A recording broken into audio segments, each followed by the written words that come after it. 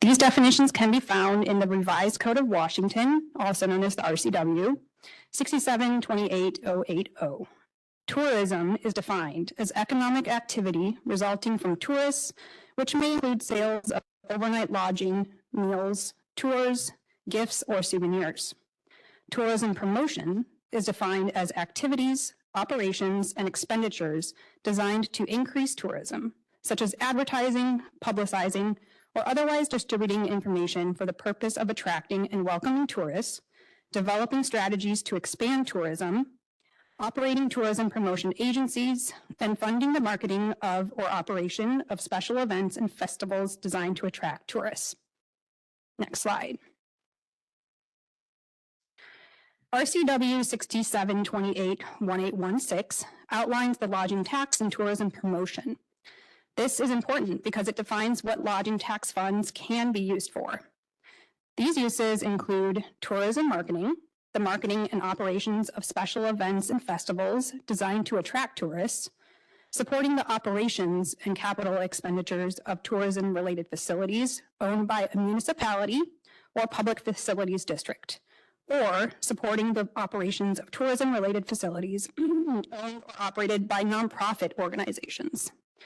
When you go to apply for funding through the city, you must be able to demonstrate that you meet at least one of these criteria. Next slide. Furthermore, you must also be able to demonstrate how the funding will increase the number of people traveling for business or pleasure on a trip, either away from their place of residence or business and staying overnight in paid accommodations, to a place 50 miles or more one way from their place of residence or business for the day or overnight, or from another country or state outside of their place of residence or their business. Next slide. Did I lose audio? Can you still hear me? Yes? Okay. Now that you have some background on state code dictating the use of lodging tax funds, we can move into the local sector, which is that of the Lodging Tax Advisory Committee. Chapter 2.70 of Port Angeles Municipal Code goes into more detail on the LTAC, but to summarize, the LTAC consists of 7 members, 1 city council member who is the chair of the committee, 2 individuals who are representatives of tax collectors, such as short-term rental owners, 2 individuals who can receive the funds under the RCW, and 2 citizen at-large members who are voting members. Committee member appointment is 2 years and begins on March 1st. Next slide. So understanding the budgetary calendar is pretty important. The LTAC meets 4 times a year. The March meeting is typically the committee member orientation, where new business is discussed, along with an overview of the LTAC's fund orientation and a review of the vision, goals, and priorities. In June, the committee provides any revisions they would like to see into the visions, goals, and priorities. And there's also an annual presentation by the current destination marketing firm. In September, there's a committee orientation to the lodging tax application review. And in November, the annual RFP review and lodging tax fund award recommendations are made to City Council. Next slide. The lodging tax annual funding disbursement for the 2026 funding cycle will allocate 20% plus an additional 5% reserved for operations and capital expenditures of tourism-related facilities. These expenditures must have prior approval from City Council, such as something that's within the capital facilities plan, and or the applicable city director's approval. So like Public Works Department or Parks and Recreation Department, depending on what the project is. The remaining 75% of the annual funding will be dispersed for tourism-related marketing, such as the marketing and operations of special events and festivals, and operations of tourism-related facilities that are owned or operated by nonprofit organizations. Next slide. All right, so understanding the application process, this is a very important step. It's also important to understand that the budget is a forecast for the following year. The finance department determines how much lodging tax revenue will be brought in the following year based on predictive analysis and a look at the last 5 years of revenue.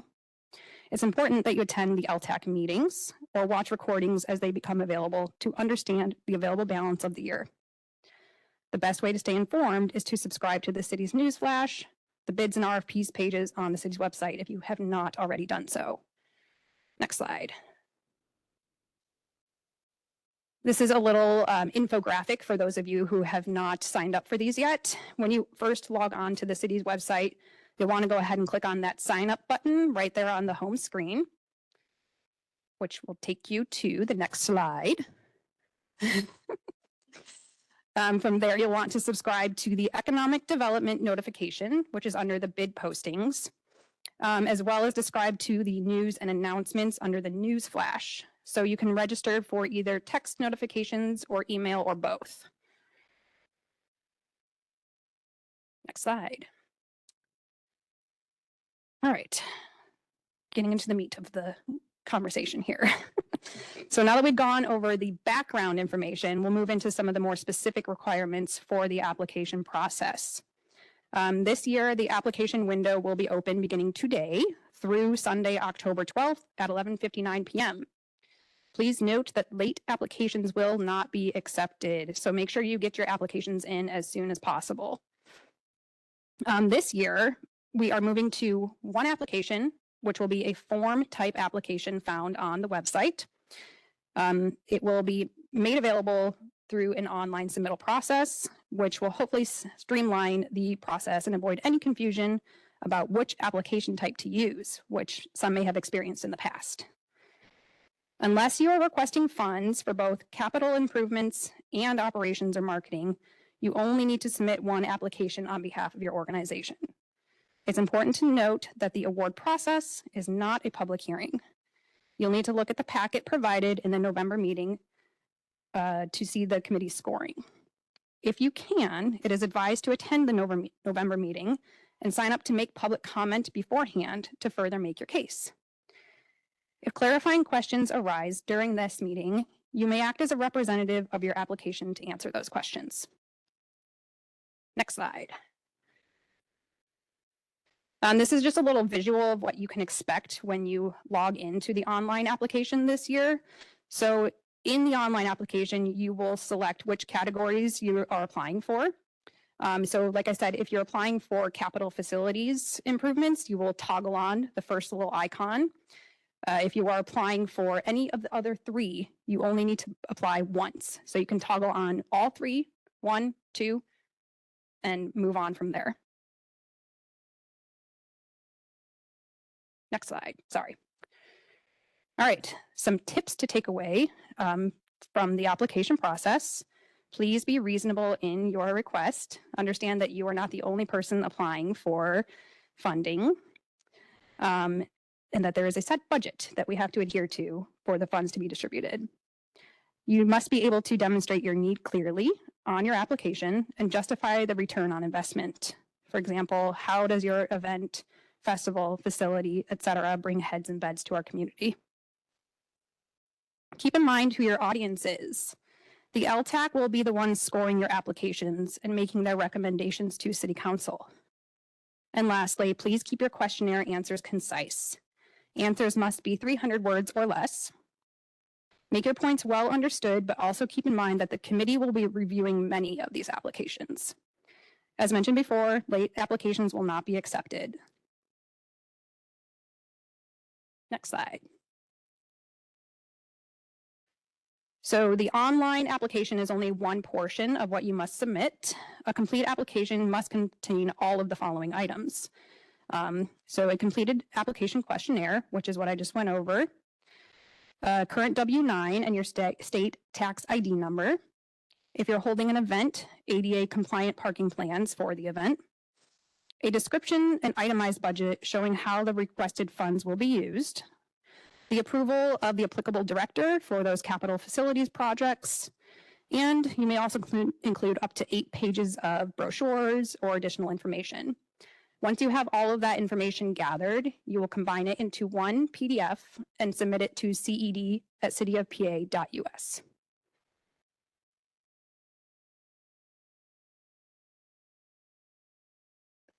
This slide has a link to the application questionnaire.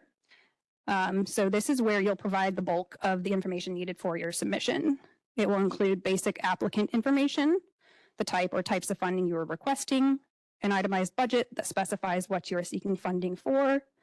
Keep in mind that local marketing expenses are not fundable, how your funding request meets the LTAC funding priorities, and a signature and authorization page. Please be sure that you have the correct email address and name of the contact signatory in your application. This is very important because that is how we route our contracts. So this person should match the name of the individual on the W-9. Next slide. The LTAC work plan and procedures is a document that was created in 2018 and it's updated annually. So this document includes the committee vision, goals, and priorities, a list of definitions applicable to the LTAC, the annual funding disbursement, scoring criteria for each of the application types, committee meeting procedures and work plan, and the annual funding application procedures. If you have not already, it is highly encouraged that you review this document before submitting your application. This is linked to the LTAC page, and this link will also be available in these slides. Moving on to the scoring criteria, these have changed a little bit from the last few years, not too much here, but we can go over each one. So for tourism, marketing, operations, and events, there are 5 scoring criteria as follows. Number 1, there's evidence provided that the proposal will help increase or sustain opportunities for tourism-related activities. Number 2, there's evidence provided that this proposal will encourage visitors to enjoy longer stays or engage in return visits. Number 3, the proposal provides clear evidence that this organization can successfully draw tourists and demonstrates a history of high success with similar activities. Next slide. Number 4, the proposal clearly reflects how the funds will be used to help sustain a tourism-related business.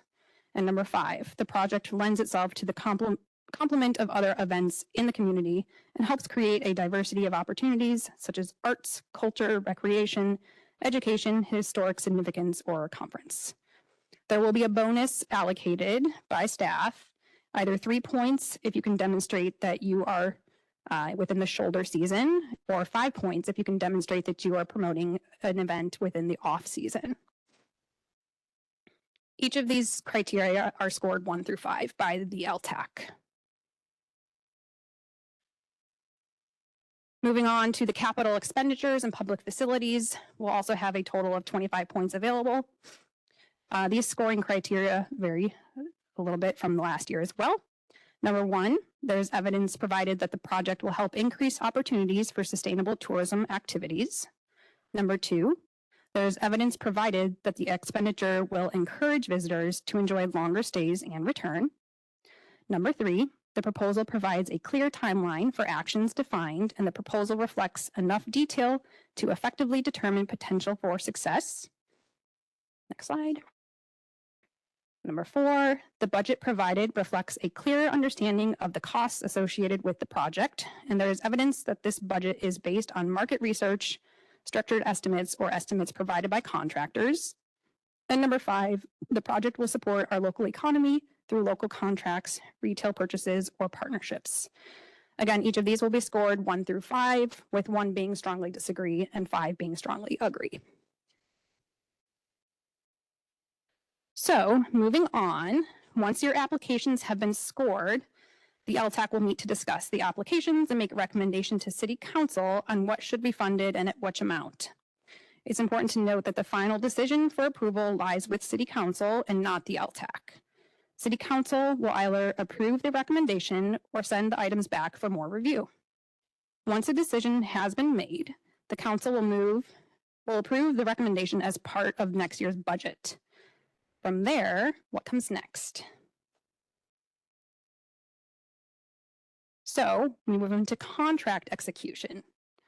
Staff will send out an award notification to the representative listed on the application via email within 1 week of the council decision. This will also include a reminder to look out for the contract, which will be sent to the authorized signatory listed on the application. If the signatory differs from the name listed on the application, please let us know as soon as possible so we can make that adjustment. The city uses DocuSign as a digital contract signature software, which can occasionally end up in your spam folder. So it's important that you check that junk folder, your spam folder during this time period so you don't miss that signing process. And most importantly, you must sign your contract in order to receive funding. I know this seems kind of silly, but we cannot reimburse you if you don't sign your contract. Next slide. Now that you have an executed contract and we move into the new year, you may start with your approved expenses. Remember that the city can only reimburse for expenses that will be accrued in the 2026 calendar year. When you're ready to submit for your reimbursement, if possible, one reimbursement request is preferred. We understand that this isn't always possible, especially if you have multiple events that are spaced out throughout the year or have monthly expenses you need to bill for regularly. I would say the best practice is to send as few reimbursement requests as possible and get them in as quickly as you can. So shortly after your event and you have proof of payments. At the very latest, all invoicing requests must be submitted before January 15th. If you submit an invoice after this date, it is unlikely that you will receive your funding. We strive for a 30-day turnaround on all payments once we received all of the pieces necessary to process that invoice. The JLARC can be found on the city's website, which is one of the items that you'll see here, at the link provided, and it should be submitted either at the end of each event or at the end of the year for those of you that are requesting funding for non-event purposes. Please complete the form to the best of your ability and reach out to staff if you have any questions. Next slide. Some invoicing standards that will just help streamline the whole process. When you go to submit an invoice for reimbursement, please be sure to include the following items. A cover sheet that has the name of the organization and the individual submitting the reimbursement, a description of what you are invoicing for, and the amount for each item you are requesting. This should be something that can easily be referenced in the budget that was submitted in your application. For example, let's say you were approved for $5,000 for marketing services to promote your event, and you were also requesting $5,000 for operation expenses of that event. You would separate out those two expenses by line item, indicating how much you're requesting for both. The last item to include on the cover sheet would be the total amount you're requesting. So $10,000 for that last example would be the total amount. Once you have your title sheet complete, be sure to attach receipts showing the proof of payment for the items identified on your cover sheet. Remember, this is a reimbursement type of funding, so without the proof that your expenses have been paid, we will not be able to release your funds. The last item you need to submit is the completed JLARC form and the annual report out. As mentioned before, the JLARC can be found on the city's website, and I can distribute that to those of you that need it as well. Everyone who receives funding must complete the JLARC form, not just events. For those who hold multiple events throughout the year, please submit one JLARC for each event. We are currently working on a standard annual report template that we will distribute to all of you as well. Next slide. Oh, look at that, we're done. So from there, we will take any questions if anybody has anything. And for this part of the presentation, I'm going to go sit up with Planning Supervisor Broderick. So folks who have questions can come line up here and put your question into the microphone so everybody can hear, and then it can be recorded as well. Don't be shy.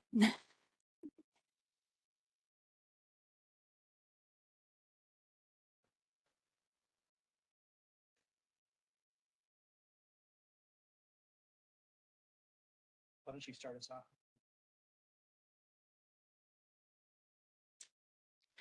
All right.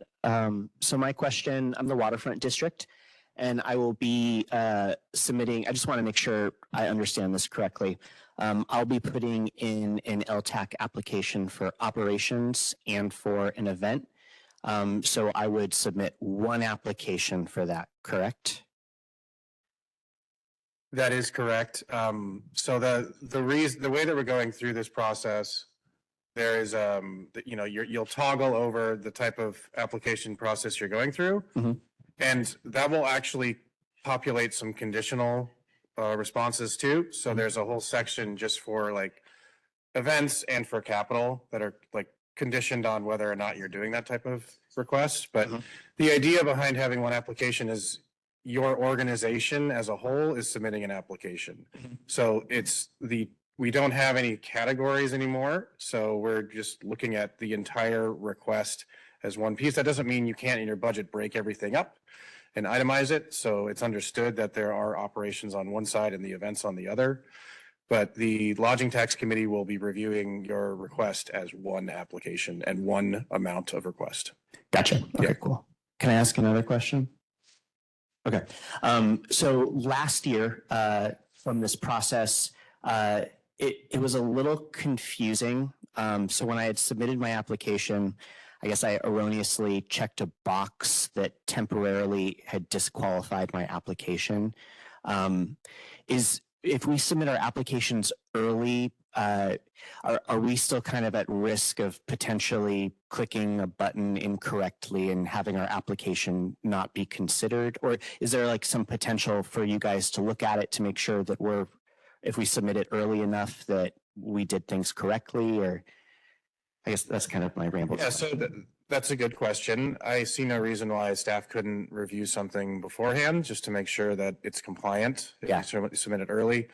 The way this process is going to work with the form online is that the email and the contact who are addressed in the form, Mhm. the email that contact will be emailed the application as a PDF. Staff will also get it into our email box because that's just how it works. The reason that we're requiring a subsequent submission is because there are specific attachments that are required.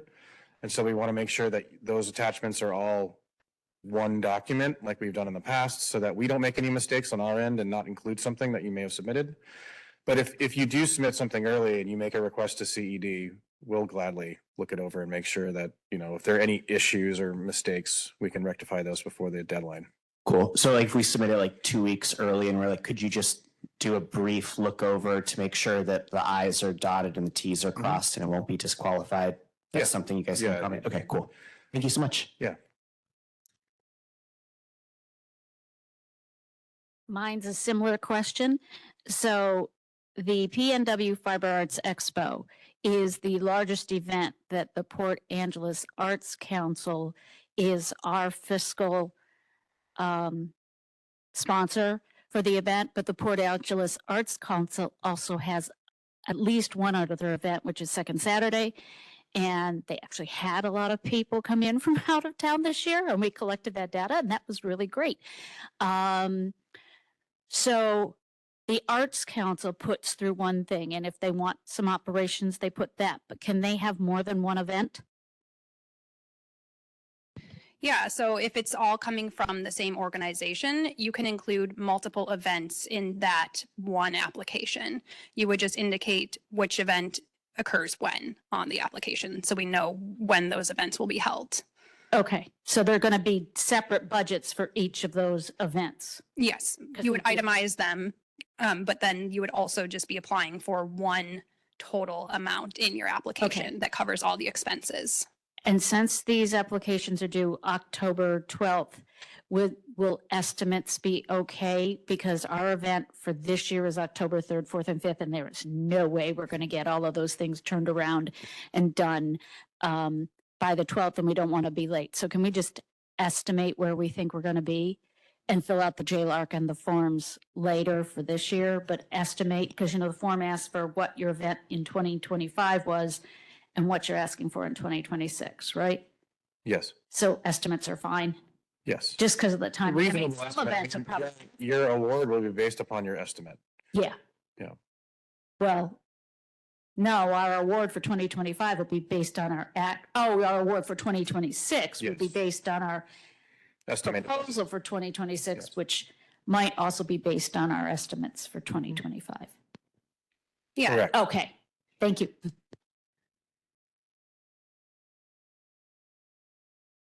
Hi, sorry about earlier.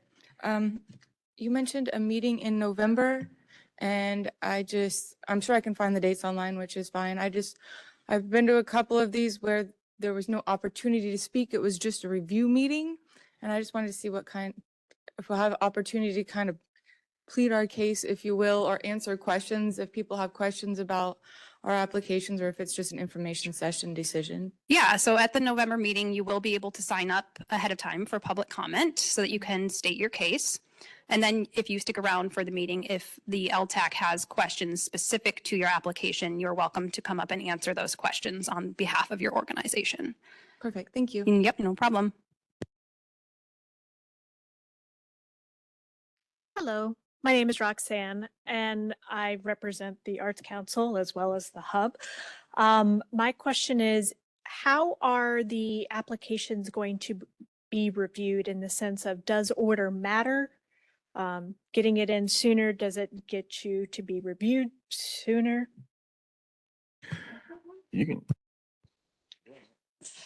No, so once we have all applications submitted, staff will compile all of those applications and submit the full package to the LTAC. So there will be no preference given to anybody that gets their application in sooner. It's just for your own benefit to get things in ahead of time, just in case there are questions or issues with your application. So, awesome. So not like this past year where the sooner you got it in, the more likely you were to be funded. Do you want to answer that? Because I would. Oh, yes. So I'll try again. The timing of when you submitted is the order in which the LTAC reviewed the proposals, to my understanding. Never mind. I don't think that's how things happened here, but. But that is why we're having this training. So we Yes. can make sure that those different operations are, you know, there's lots of different LTACs in Clallam and Jefferson County, so.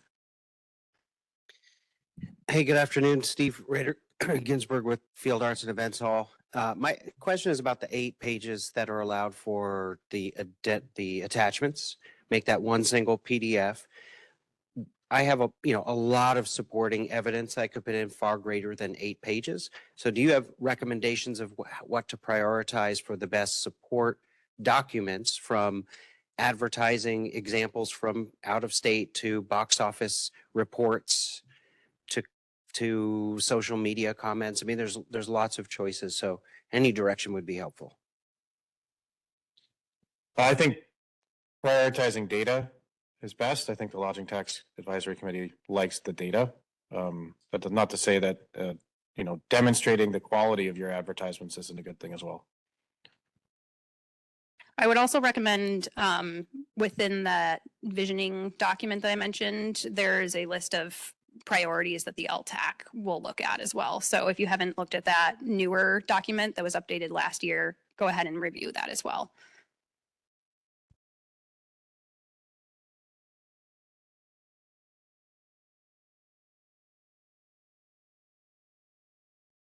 Is anybody online?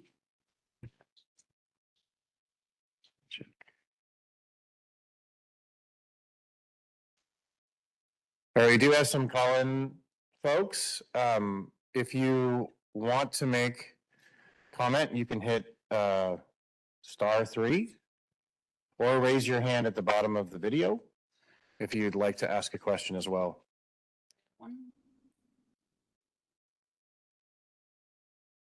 You can go ahead. Yeah, not seeing anybody raising their hand immediately. Yeah, sorry for the delay. Ken Townsend, Puget Sound Salmon Club. Oh, I'm sorry, Port Angeles Salmon Club. I get my organizations mixed up. Could I get clarification on your off-season dates? Absolutely. So we find the off season, the shoulder season to be basically October to the end of the beginning of winter, and then off season would be the winter season, and the spring shoulder season would be February to May. So there's a shoulder, like the whole shoulder season is from October to May, but the off season would be winter. We'd consider that winter. Okay, so basically your October to May is off-season? It's we consider the shoulder season. Off season is winter. Okay, do we have a specific for for a date in May? I would think that, How about, what was it, Memorial? Memorial Day. Yeah, Memorial Day. Is Mhm. that considered peak season or off season? It's right at the beginning. Yeah, it's just shoulder season. Yeah. I'm sorry, the It's shoulder season? shoulder season. Yes. Okay. Right at the end. So now we have 3 seasons? So, Peak season, shoulder season, and off season. Yes. Okay, because there's a reference in your pointing for off-season receiving an additional 5 or up to 5. correct. So if you are demonstrating that your event is held in the off season, you can receive an additional bonus 5 points. If you demonstrate that you're within that shoulder season, so late fall or early spring, that's 3 points allocated as a bonus. And if you fall within the peak season, you receive no additional bonus. It's That- based upon the Lodging Tax Advisory Committee's priorities. They want to prioritize funding events that are in the shoulder or off season. Okay, so the shoulder season does not fall within the off-peak season category. That is correct. Yeah, there are 3 separate seasons in the way that we're scoring it. Okay, Yes. because the shoulder was, this is the first mention we've heard about shoulder season, or at least I have. So, Okay. okay, Again, good Thank- reason to have this meeting. I'm sorry. I said a good reason to have this meeting. Yeah. Clarify things. Hey, Kylan Johnson. Actually just had a question, maybe not pertaining to how I'd be interacting with the LTAC funding, but maybe I was wondering if there were any examples of what a good application is. That could be something that is helpful, I think, in terms of when people are deciding what their addendum documents look like, and especially also thinking maybe in past funding awarded. Is that something that's available on the city website that people can reference for maybe what is an example? I mean, we do have applications that have scored highly by the Lodging Tax Committee in the previous year. The application is much different this year. So that could be made available on the city's website. I would also mention too that scoring criteria is slightly different this year than it has been in years past, so it might not be a direct correlation. Great. Cool. Awesome. Thanks.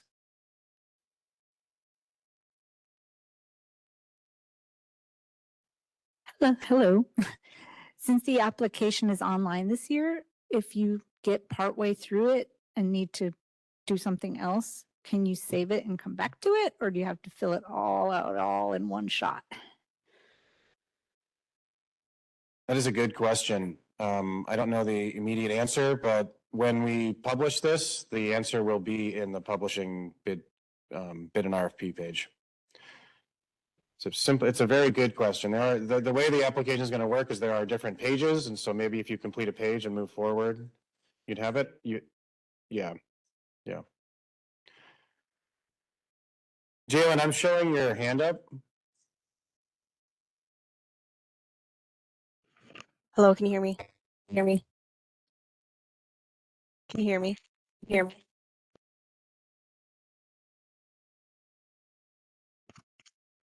Can you hear me?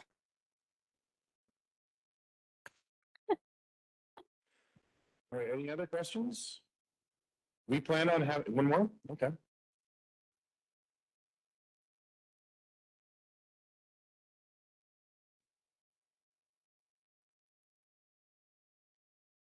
Robert Bosley, Port Angeles Salmon Club. We're having a difficult time understanding the shoulder season because we're promoting an event for Memorial Day weekend.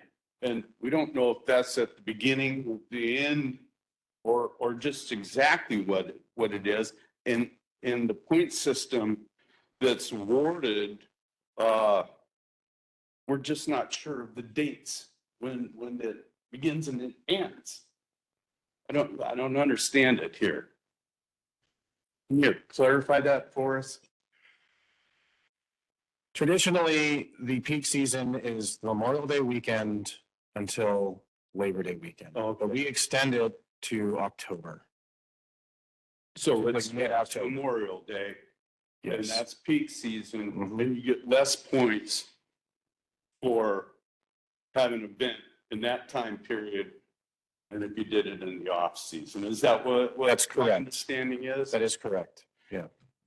And just how important is 5 points and 3 points in evaluating a grant, and you're competing with other people doing like type things, so 3 or 5 points could make a difference whether you get the funding or not?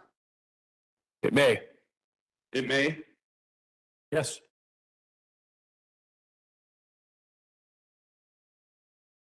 Okay, well, I guess we'll figure it out as we go, so, thanks, appreciate that. I'll follow that up by saying that there are a lot of other reasons and priorities other than peak season and non-peak season. So a strong application should do well. Well, yeah, your point system is, we're, putting that whole, picture together to understand and then go up against what competition, is out there. I mean, we can't change our date for the event that we want to put on, so it's kind of crucial for us to know what parameters we're working in against the competition. Sure.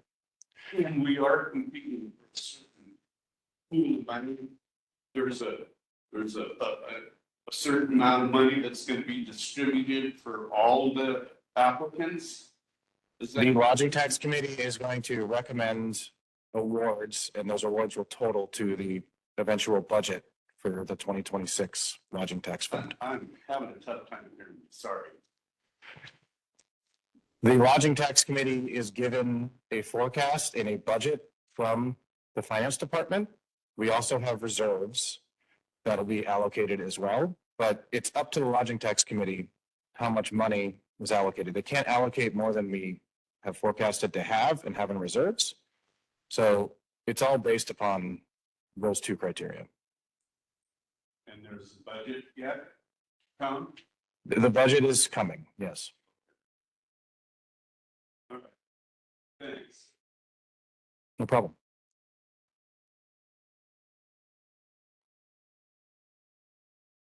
Any other questions?